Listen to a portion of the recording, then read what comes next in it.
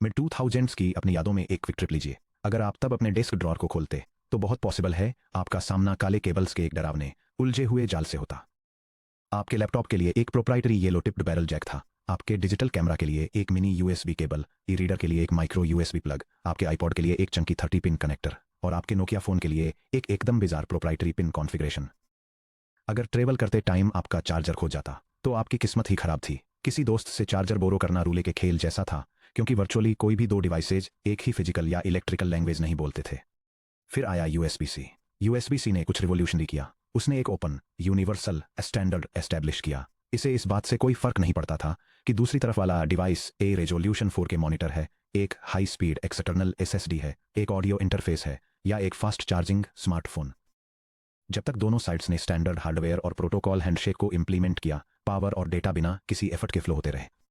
Recently तक artificial intelligence agents की दुनिया बिल्कुल उसी मेसी 2005 के केबल ड्रॉर जैसी दिखती थी।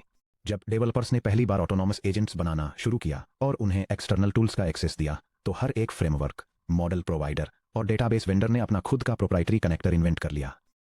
अगर आप चाहते थे कि आपका एजेंट पोस्टग्रेसक्यूएल डेटाबेस को क्वेरी करे, गिटहब रिपोजिटरी को इंस्पेक्ट करे, गूगल ड्राइव फोल्डर को रीड करे और शेल कमांड्स रन करे, तो आपको हर सर्विस के लिए bespoke point two point glue code लिखना पड़ता था। अगर आपने अपने ऑर्केस्ट्रेटर को एक फ्रेमवर्क से दूसरे फ्रेमवर्क में स्विच किया, तो आपको अपने इंटीग्रेशन फेंकने पड़ते थे और उन्हें स्क्रैच से दोबारा लिखना पड़ता था।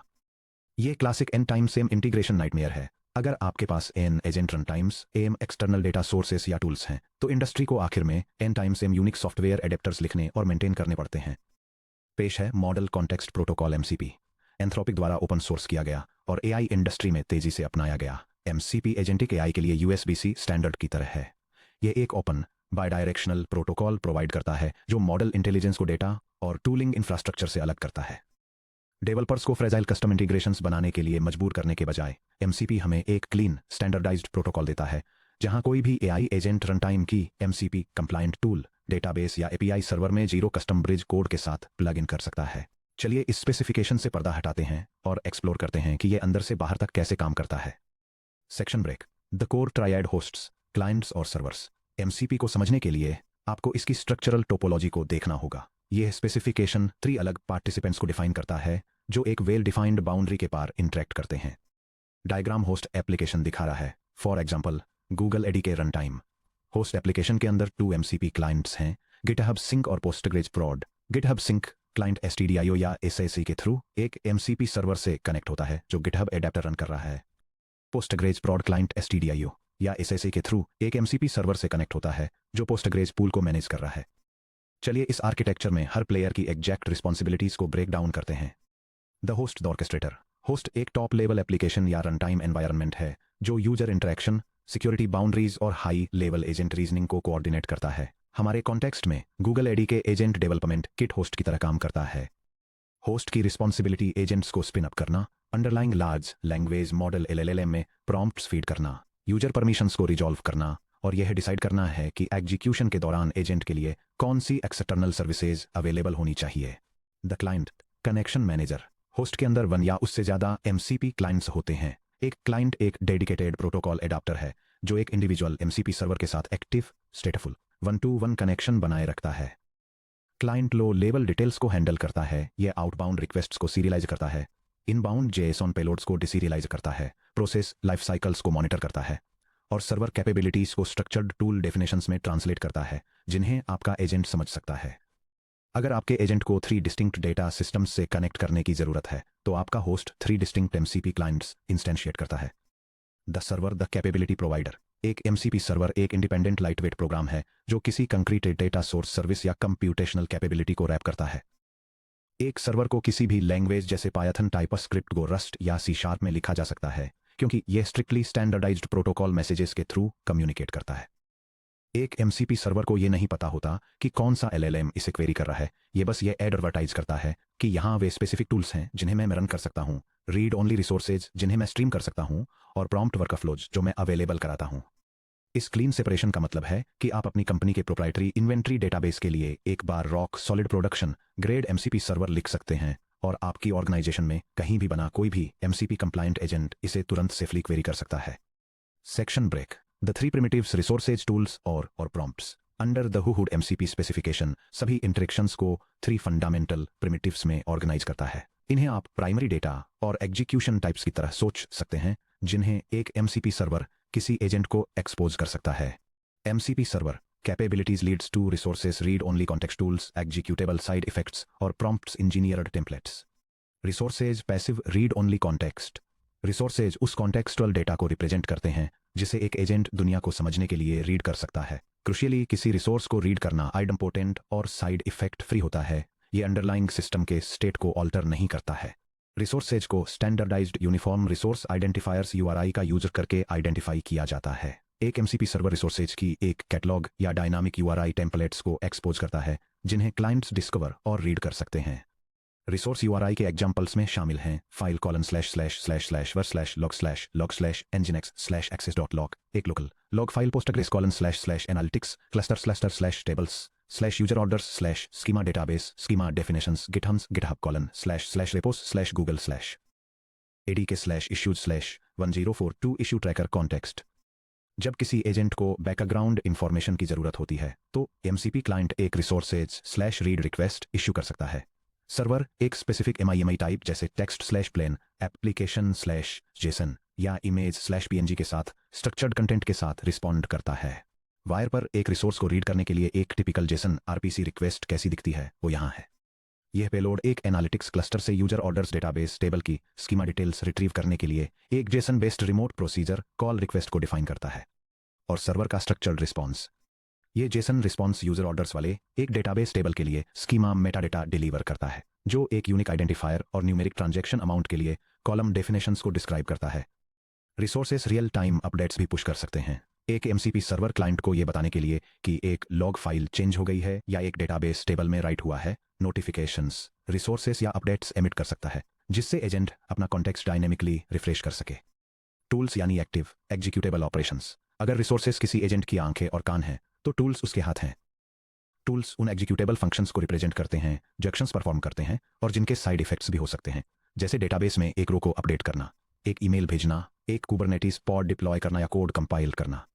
अगर आपको एलएलएम फंक्शन कॉलिंग का हमारा पिछला एक्सप्लोरेशन याद है तो आप पहले से ही समझते हैं कि मॉडल्स टूल्स के साथ कैसे इंटरेक्ट करते हैं। एमसीपी सभी सिस्टम्स में इसी एग्जैक्ट पैराडाइम को स्टैंडर्डाइज करता है। हर एमसीपी टूल डेफिनेशन में शामिल होता है एक यूनिक नाम, जैसे कि ऐसे कि एग्जीक्यूट एसक्यूएल क्वेरी, एक ह्यूमन और मॉडल रीडेबल डिस्क्रिप्शन जो ये समझाता है कि टूल क्या करता है और इसे कब यूज करना है, और एक इनपुट स्कीमा जो स्ट्रिक्टली स्टैंडर्ड जेसन स्कीमा के रूप में फॉर्मेट किया गया होता है, जो अक्सर पायथन में पाइडेंटिक मॉडल्स के जरिए सीधे जनरेट किया जाता है। जब एलएलएम डिसाइड करता है कि उसे एक एक्शन इन्वोक करने की जरूरत है तो होस्ट मॉडल की फंक्शन कॉल चॉइस को पार्स करता है और इसे एमसीपी क्लाइंट को सौंप देता है, जो एक टूल्स या कॉल मैसेज भेजता है। ये मैसेज एक रिमोट प्रोसीजर कॉल को रिप्रेजेंट करता है जो हाई वैल्यू यूजर ऑर्डर्स को काउंट करने के लिए डेटाबेस क्वेरी के एग्जीक्यूशन की रिक्वेस्ट कर रहा है। सर्वर अपने आइसोलेटेड रन टाइम में रिक्वेस्टेड फंक्शन को एग्जीक्यूट करता है, आउटपुट को कैप्चर करता है और रिजल्ट रिटर्न करता है। ये मैसेज एक रिमोट प्रोसीजर कॉल से एक सक्सेसफुल रिस्पॉन्स को रिप्रेजेंट करता है, जो एक टेक्स्ट पेलोड रिटर्न कर रहा है जिसमें 1420 का कैलकुलेटेड ऑर्डर काउंट शामिल है। क्योंकि एग्जीक्यूशन से पहले टूल के जेसन स्कीमा के अगेंस्ट पैरामीटर वैलिडेशन होता है, इसलिए एमसीपी ये सुनिश्चित करता है कि खराब यानी मेलफॉर्म्ड मॉडल आउटपुट्स को कैटास्ट्रॉफिक रन टाइम एरर्स पैदा करने से पहले ही फ्लैग और करेक्ट कर लिया जाए। प्रॉम्प्ट्स यानी रीयूजेबल डायनेमिक वर्कफ्लोज। तीसरा प्रिमिटिव प्रॉम्प्ट्स अक्सर सबसे ज्यादा गलत समझाने वाला होता है, फिर भी यह बेहद पावरफुल है। एमसीपी में एक प्रॉम्प्ट एक प्री इंजीनियर्ड प्रॉम्प्ट टेम्पलेट या मल्टी स्टेप कन्वर्सेशनल पैटर्न होता है जो सीधे सर्वर द्वारा एक्सपोजर किया जाता है। कॉम्प्लेक्स डोमेन सिस्टम्स के साथ इंटरेक्ट करने के लिए हर डेवलपर को प्रॉम्प्ट इंजीनियरिंग को फिर से बनाने के लिए मजबूर करने के बजाय एमसीपी सर्वर खुद ही रिकमेंडेड प्रॉम्प्ट टेम्पलेट्स को पैकेज और पब्लिश कर सकता है। उदाहरण के लिए एक Git MCP server summariser code review नाम का एक प्रॉम्प्ट प्रोवाइड कर सकता है। जब इसे इन्वोक किया जाता है तो यह प्रॉम्प्ट ऑटोमेटिकली लेटेस्ट डिफ को पुल करता है, कमिट लॉग्स को एक्सट्रैक्ट करता है और एलएलएम के लिए ऑप्टिमाइज्ड मैसेज की एक स्ट्रक्चर्ड लिस्ट तैयार करता है। ये मैसेज एक रिमोट प्रोसीजर कॉल को रिप्रेजेंट करता है जो एक specific pull request code review को समराइज करने के लिए प्रॉम्प्ट टेम्पलेट की रिक्वेस्ट कर रहा है। सर्वर यूजर और सिस्टम मैसेज की एक क्यूरेटेड सीरीज रिटर्न करता है जो रिलेवेंट कॉन्टेक्स्ट के साथ प्री पॉपुलेटेड होती है। यह जेसन रिस्पॉन्स ऑब्जेक्ट एक ऐसा रिजल्ट रिप्रेजेंट करता है जिसमें एक पुल रिक्वेस्ट पर कंप्रिहेंसिव कोड रिव्यू के लिए यूजर रिक्वेस्ट है जो स्पेशली एज केसेस और स्कीमा बैकवर्ड कंपैटिबिलिटी पर फोकस्ड है। प्रॉम्प्ट्स उन डोमेन एक्सपर्ट्स को जो एमसीपी सर्वर्स बनाते हैं सीधे क्लाइंट एप्लीकेशंस को ऑप्टिमाइज्ड प्रॉम्प्ट आर्किटेक्चर डिलीवर करने की अनुमति देते हैं, जिससे out of box high quality reasoning सुनिश्चित होती है। Section break. Transport layers message कैसे ट्रैवल करते हैं। एक एब्स्ट्रैक्ट प्रोटोकॉल उतना ही यूजफुल होता है जितने उसके कम्युनिकेशन चैनल्स होते हैं। MCP specification 2 official transport layers define करता है, जो ये तय करती हैं कि JSON RPC 2.0 मैसेज क्लाइंट्स और सर्वर्स के बीच कैसे ट्रैवल करते हैं। Transport mechanisms diagram. Main branches हैं स्टैंडर्ड IO या STDIO और सर्वर सेंड इवेंट्स या SSI या HTTP। स्टैंडर्ड IO के फीचर्स हैं लोकल सब प्रोसेसेस, जीरो नेटवर्क कॉन्फ़िगरेशन और OS सैंडबॉक्सेबल। सर्वर सेंट इवेंट्स के फीचर्स हैं रिमोट नेटवर्क, माइक्रो सर्विसेज और ऑथ हेडर्स या TLS। आइए इन 2 ट्रांसपोर्ट्स की तुलना करें ताकि यह देखा जा सके कि आप प्रत्येक का उपयोग कब और क्यों करेंगे। स्टैंडर्ड इनपुट या आउटपुट STDIO ट्रांसपोर्ट के तहत host application MCP server binary को एक लोकल चाइल्ड प्रोसेस के रूप में स्पॉन करती है। कम्युनिकेशन पूरी तरह से ऑपरेटिंग सिस्टम के स्टैंडर्ड स्ट्रीम्स के थ्रू होता है। क्लाइंट चाइल्ड प्रोसेस के STD में लिखकर JSON RPC मैसेज भेजता है। सर्वर अपने STD आउट में new line delimited JSON strings लिखकर रिस्पॉन्स और नोटिफिकेशंस भेजता है। चाइल्ड प्रोसेस STD एरर में ऑपरेशनल लॉक्स लिखता है, जिसे host JSON RPC message stream को पोल्यूट किए बिना ऑब्जर्वेबिलिटी के लिए कैप्चर करता है। Diagram MCP client host app का MCP सर्वर चाइल्ड प्रोसेस के साथ कम्युनिकेट करते हुए दिखाता है। MCP क्लाइंट MCP सर्वर को STD इन JSON RPC भेजता है। MCP सर्वर वापस MCP क्लाइंट को STD आउट JSON RPC भेजता है और STD एरर पर लॉग्स आउटपुट करता है। STDIO क्यों चुनें? ब्लेजिंग स्पीड और low latency, memory to memory stream pipes, network stacks, TLS handshakes और पोर्ट बाइंडिंग्स को बाईपास करते हैं। सिक्योरिटी और process isolation.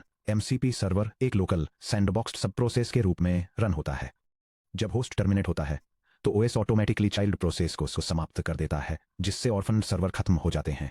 Zero configuration, IP address, DNS entries या लोकल फायरवॉल रूल्स को मैनेज करने की कोई ज़रूरत नहीं है।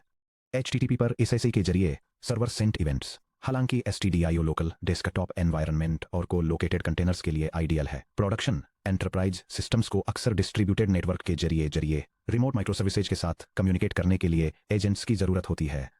रिमोट सिनेरियो के लिए MCP server sent events SSI के साथ HTTP का यूज करता है। क्लाइंट सर्वर के SSI एंडपॉइंट जैसे HTTPS या API.internal.net या MCP या इवेंट्स पर एक HTTP गेट रिक्वेस्ट इनिशिएट करता है।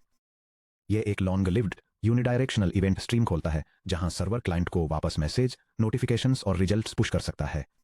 जब क्लाइंट सर्वर को मैसेज भेजना चाहता है तो ये इनिशियल SSI हैंडशेक के दौरान डेजिग्नेटेड एंडपॉइंट जैसे HTTPS या API.internal.net या MCP या मैसेजेस सेशन ID = XYZ पर JSON RPC पेलोड वाले standard HTTP post request submit करता है। MCP client remote MCP server को HTTP पोस्ट क्लाइंट रिक्वेस्ट्स भेजता है। Remote MCP server MCP client को HTTP SSI server stream events भेजता है। SSI क्यों चुने? Distributed scalability. MCP server independent Kubernetes clusters के अंदर, लोड बैलेंसर के पीछे या सर्वरलेस फंक्शंस के रूप में रन हो सकते हैं। Enterprise security. यह स्टैंडर्ड वेब ऑथेंटिकेशन को सपोर्ट करता है, जिसमें OAuth2 bearer tokens, mutual TLS MTLS और सेंट्रलाइज्ड API गेटवे पॉलिसीज शामिल हैं। Multi client sharing. एक single robust remote server multiple concurrent agent instances से कनेक्शंस को हैंडल कर सकता है। Section break. Protocol life cycle की एनाटॉमी। एक्शन में एक हैंडशेक। आइए ट्रेस करते हैं कि क्या होता है जब कोई एजेंट स्टार्ट होता है और MCP सर्वर से कनेक्ट होता है।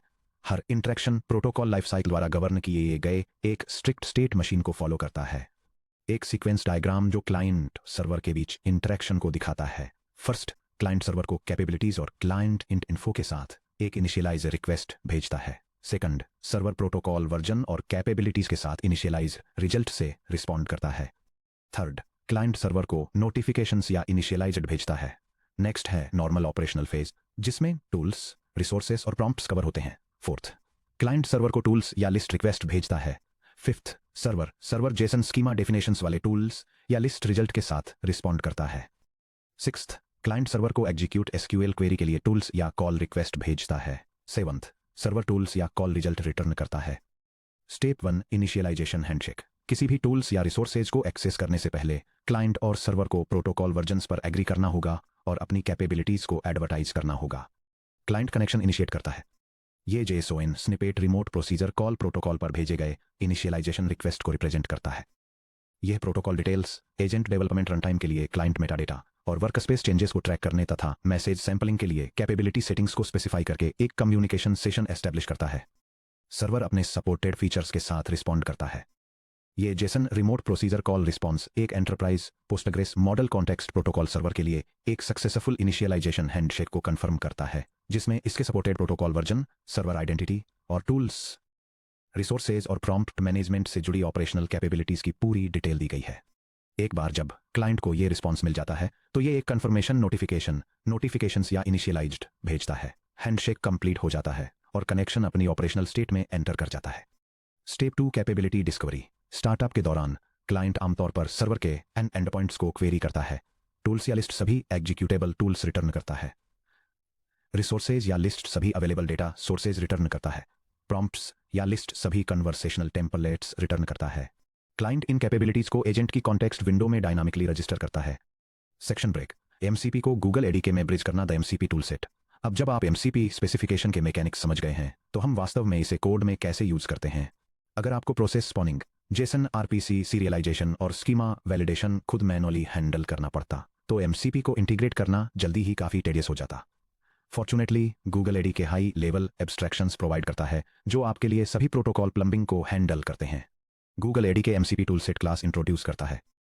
बस कुछ ही लाइंस की कॉन्फ़िगरेशन के साथ एमसीपी टूलसेट किसी भी एमसीपी सर्वर से कनेक्ट हो जाता है, चाहे वह एसटीडीआईओ के जरिए लोकली रन हो रहा हो या एसएसए जरिए रिमोटली उसके टूल्स को डिस्कवर करता है, उनके जेसन स्कीमा को एडीके कॉम्पैटिबल टूल डेफिनेशंस में ट्रांसलेट करता है और उन्हें सीधे आपके एजेंट से बाइंड कर देता है। यहाँ एक क्विक लुक है कि पाइथन में यह इंटीग्रेशन कितना क्लीन दिखता है। ये कोड स्निपेट दिखाता है कि मॉडल कॉन्टेक्स्ट प्रोटोकॉल के जरिए डेटाबेस टूलसेट से कनेक्टेड गूगल के एजेंट डेवलपमेंट किट का इस्तेमाल करके एक एसिंक्रोनस एआई एजेंट कैसे सेटअप किया जाता है। ये स्क्रिप्ट एक लोकल डेटाबेस कनेक्शन कॉन्फ़िगर करती है, जेमिनी मॉडल द्वारा पावर्ड एक डेटा एनालिस्ट एजेंट को इनिशियलाइज करती है और थर्ड क्वार्टर के लिए टोटल ग्रॉस सेल्स कैलकुलेट करने के लिए नेचुरल लैंग्वेज का इस्तेमाल करके डेटाबेस को क्वेरी करती है। नोटिस कीजिए यहाँ क्या हुआ, हमने कस्टम एसक्यूएल क्वेरिंग कोड की एक सिंगल लाइन भी नहीं लिखी। 2. हमने फंक्शन कॉल डेकोरेटर्स या स्कीमाज को मैनुअली कॉन्फ़िगर नहीं किया। 3. एजेंट ने 0 मैनुअल ग्लू कोड के साथ एसक्यूलाइट सर्वर के tools read underscore query, right underscore query, describe underscore table automatically inherit कर लिए। अगर कल आप एसक्यूलाइट को एक डिस्ट्रीब्यूटेड स्नोफ्लेक क्लस्टर से रिप्लेस करते हैं तो आप सिंपली एमसीपी टूलसेट को एक स्नोफ्लेक एमसीपी सर्वर की तरफ पॉइंट करते हैं। आपका कोर एजेंट लॉजिक पूरी तरह से अनचेंज्ड रहता है। Section break. Summary and what's next. Model context protocol AI systems architecture में एक टर्निंग पॉइंट को रिप्रेजेंट करता है। एजेंट ऑर्केस्ट्रेटर्स को एक्सटर्नल इंटीग्रेशंस से डीकपल करके एमसीपी कस्टम कनेक्टर्स के कॉम्बिनेटोरियल एक्सप्लोजन को सॉल्व करता है और एजेंटिक कैपेबिलिटीज के लिए एक क्लीन स्टैंडर्डाइज्ड फाउंडेशन एस्टैब्लिश करता है। यह table model context protocol architecture की कॉन्सेप्ट्स और उनके रोल्स को आउटलाइन करती है। होस्ट एक ऑर्केस्ट्रेटर की तरह काम करता है, for example Google agent development kit, जो agent life cycles, model interactions और सिक्योरिटी बाउंड्रीज को मैनेज करता है। क्लाइंट एक कनेक्शन एडाप्टर के रूप में काम करता है जो जेसन आरपीसी 2.0 के जरिए सर्वर के साथ 1-on-1 कम्युनिकेट करता है। सर्वर एक ऐसी सर्विस है जो डेटाबेसेस, एपीआई और सिस्टम यूटिलिटीज जैसी डोमेन कैपेबिलिटीज को बिना किसी स्पेसिफिक लार्ज लैंग्वेज मॉडल से कपल किए एक्सपोज करती है। Resources read only idempotent data streams हैं जिन्हें यूआरआई द्वारा आइडेंटिफाई किया जाता है, जिसमें फाइल्स, स्कीमाज और सिस्टम लॉग्स शामिल हैं। टूल्स जेसन स्कीमा पैरामीटर्स के साथ एग्जीक्यूटेबल ऑपरेशंस को रिप्रेजेंट करते हैं जो रियल वर्ल्ड एक्शंस और साइड इफेक्ट्स परफॉर्म करने में कैपेबल हैं। Prompts prepacked server supplied prompt engineering templates और कन्वर्सेशनल पैटर्न्स प्रोवाइड करते हैं। Finally transport standard input output या सर्वर सेंट इवेंट्स के जरिए डिस्ट्रीब्यूटेड नेटवर्किंग के माध्यम से लो लेटेंसी प्रोसेस कम्युनिकेशन को इनेबल करते हैं। अब जब हमने फर्स्ट प्रिंसिपल्स से स्पेसिफिकेशन को डीकंस्ट्रक्ट कर लिया है तो अब अपनी आस्तीनें ऊपर चढ़ाकर बिल्ड करने का समय आ गया है। सेक्शन 8.2 में हम हैंड्स ऑन इंप्लीमेंटेशन में गहराई से उतरेंगे। एमसीपी टूलसेट को कॉन्फ़िगर करना, लोकल और रिमोट सर्वर्स को स्पिन अप करना, सिक्योरिटी सैंडबॉक्सिंग को हैंडल करना और गूगल एडीके में कॉम्प्लेक्स मल्टी सर्वर वर्कफ्लोज को ऑर्केस्ट्रेट करना।